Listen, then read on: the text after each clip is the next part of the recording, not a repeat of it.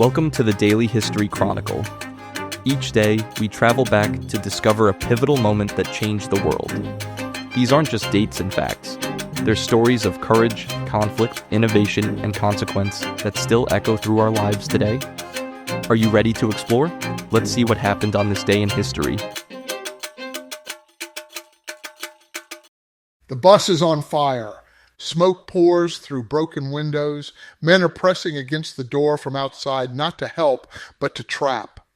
Someone in the crowd has just thrown a flaming bundle through shattered glass, and the fuel tank is moments from explosion. 2 Alabama Highway patrol officers are standing nearby, watching, not moving.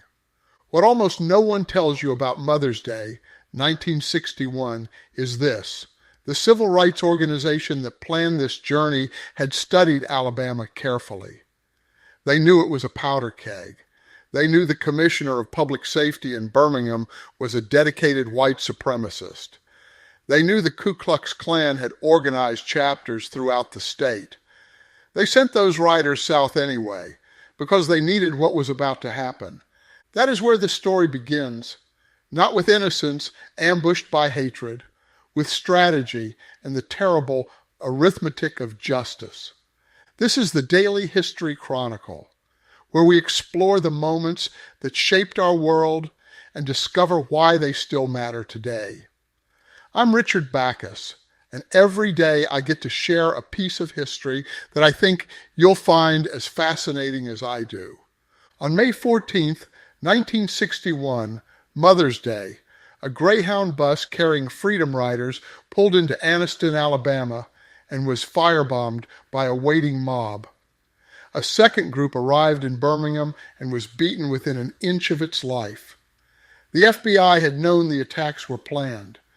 Local police had struck a deal with the Ku Klux Klan, a literal 15-minute window of zero interference, no arrests, do whatever you want.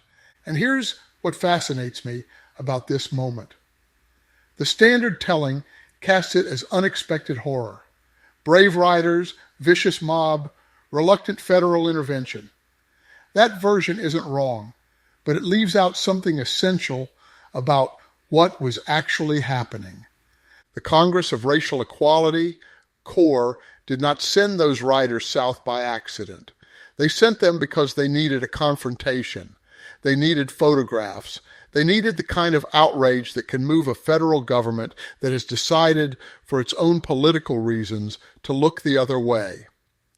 The burning bus was not a setback. It was, in the coldest strategic sense, the point. Understanding May 14th, 1961 means holding that truth alongside everything else. And there is a lot else to hold. Picture this. Sunday morning, May 14th, 1961, Atlanta, Georgia. 2 buses pull out within an hour of each other, 1 Greyhound, 1 Trailways. On board are 13 Freedom Riders, black and white Americans, men and women, students and veterans, sitting together in deliberate violation of Southern custom. Their stated destination is New Orleans. Their real purpose is Alabama. They are not naive about what that means. CORE's advance reports have flagged Anniston as a very explosive trouble spot. Some of the riders have written letters that might, depending on what happens over the next 2 days, function as last words. The Trailways bus has something particularly disturbing on it. Several Klan members who boarded in Atlanta and spent the journey down to Alabama taunting the riders, testing their commitment to nonviolence, waiting. The Greyhound rolls into Anniston a little after 1 in the afternoon. The station is locked shut. Outside, a mob of 50 men is waiting, armed with pipes, bicycle chains, and bats. They swarm the bus immediately. Windows shatter, tires are slashed. The sides of the bus take blow after blow, while passengers sit inside and do not move. Police appear and pretend to escort the bus out of town. At the city limits, the escort turns around and leaves. What follows is almost medieval. The mob, which has been following in cars, catches the bus when the slashed tires finally surrender on a state highway outside town. They surround it. They try to rock it onto its side. When that fails, a flaming bundle comes through a broken window. Others press against the door to keep the passengers inside. The patrolmen who have been on the scene the entire time do not move. The fuel tank explodes. The mob scatters. The riders pour out through windows and the main door into the hands of the people waiting outside. 13 passengers are eventually taken to Anniston's hospital, where they are treated for smoke inhalation and burns until hospital employees, afraid of a threatening mob gathering in the parking lot, tell them to leave, even though they have not finished their treatment. The Trailways group reaches Birmingham. A mob is waiting there too, armed with baseball bats. They have 15 uninterrupted minutes with the riders before police arrive.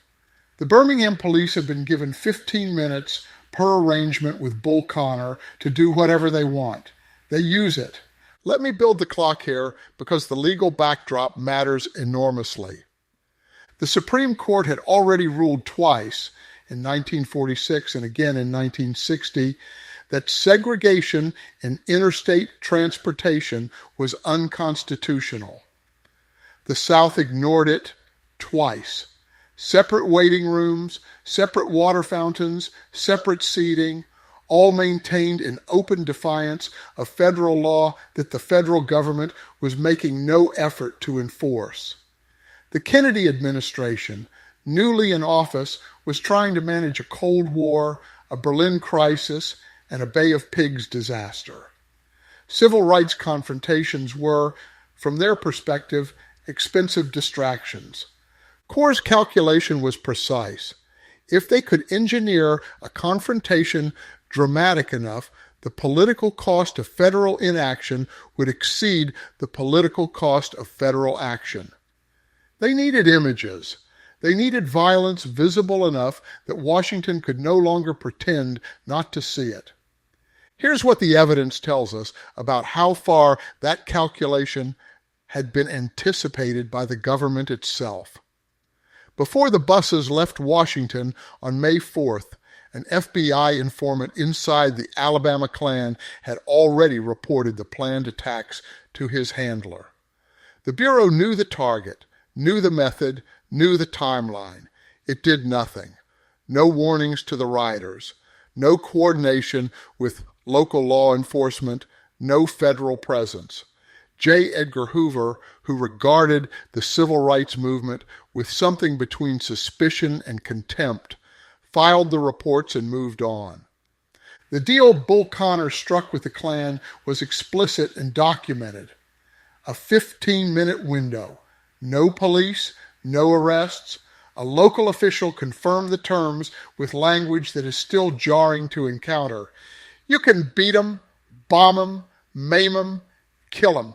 I don't give a crap. There will be absolutely no arrests.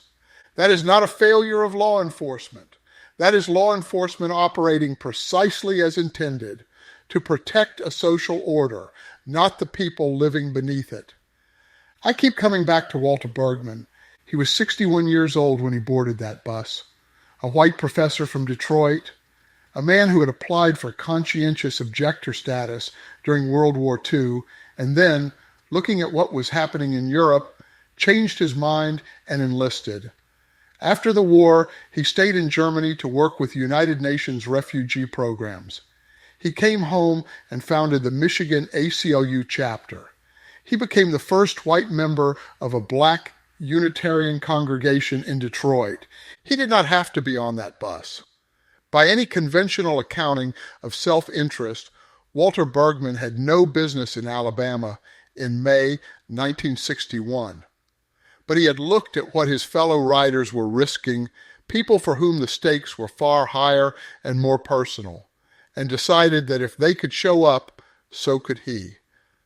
When the Birmingham mob came through the Trailways bus, Bergman was beaten so severely that he suffered a stroke. He was paralyzed for the rest of his life. 2 decades later, documents emerged confirming the FBI had prior knowledge of the attacks and had done nothing. Bergman sued the Bureau. He won in 1983. He was awarded $35,000 of the $2 million he had sought. He donated most of it to the ACLU. I want to sit with that for a moment.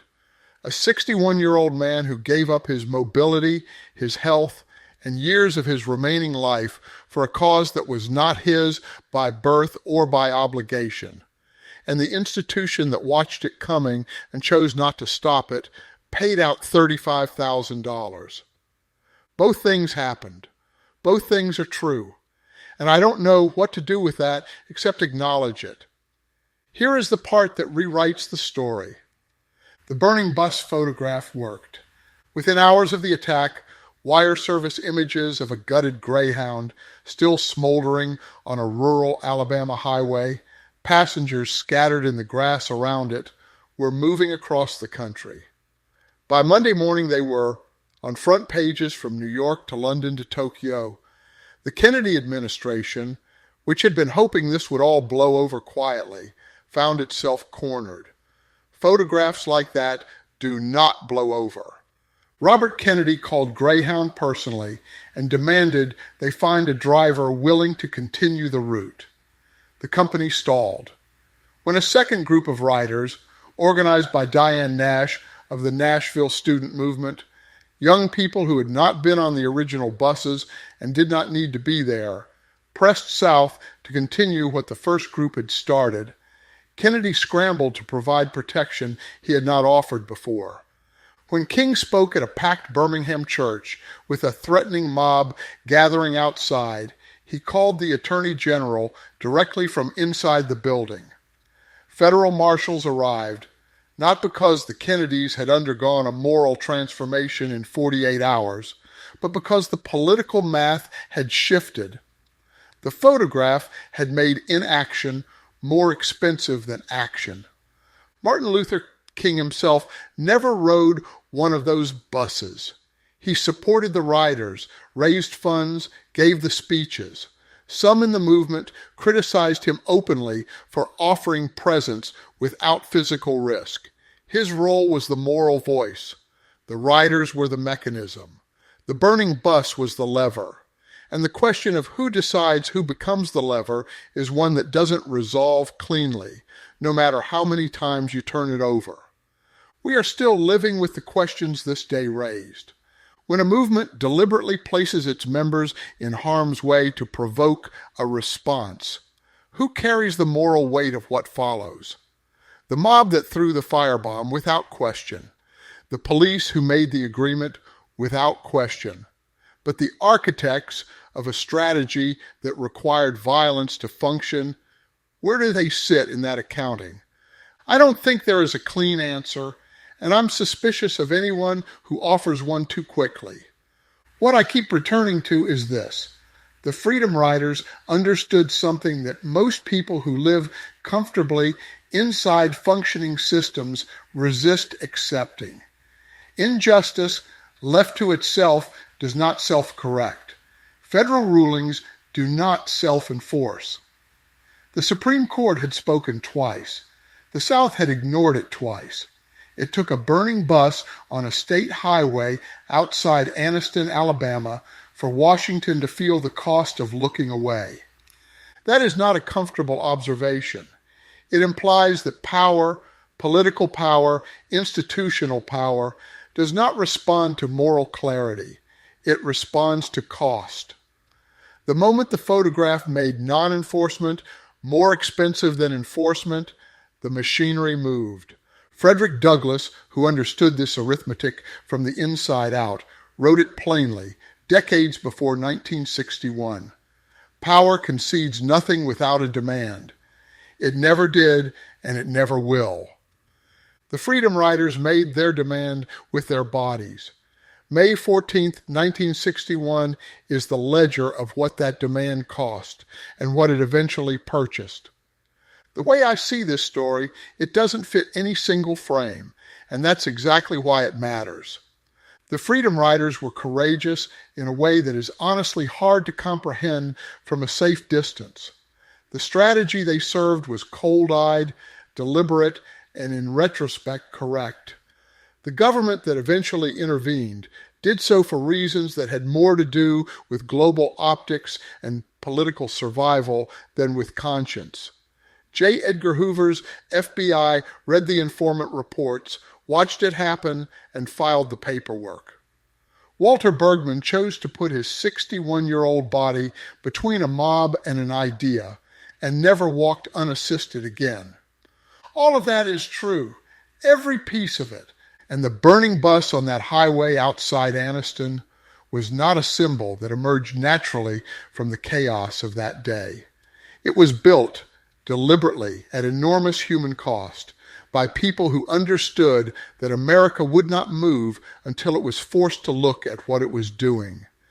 That distinction between what we are and what we claim to be is not a problem that was solved on May 14, 1961. It has never been fully solved. It is still, in various forms, the central argument of our time. I'm Richard Backus, and this is the Daily History Chronicle. Tomorrow, we'll explore another moment that shaped our world. Until then, let me leave you with a few questions worth sitting with. When does a strategy that requires someone to suffer cross a line? And who gets to decide where that line is? If the burning bus photograph had never reached the wire services, would the Kennedy administration have moved at all? And what does it mean for how we understand justice that the answer is almost certainly no? Because that is what the Freedom Riders teach us, not only about courage, but about something harder, that the distance between injustice and accountability is sometimes measured not in moral arguments, but in political cost. If you enjoyed this episode, I have one small ask. Please leave a comment or a quick review wherever you listen to podcasts. It takes less than a minute, and it makes a real difference. The algorithm uses that engagement to surface this show to new listeners who haven't found it yet. That's how we keep growing. Thank you for your time. Please subscribe if you haven't already. And if this episode stayed with you, tell a friend. I hope you'll join me again tomorrow for more of our shared history.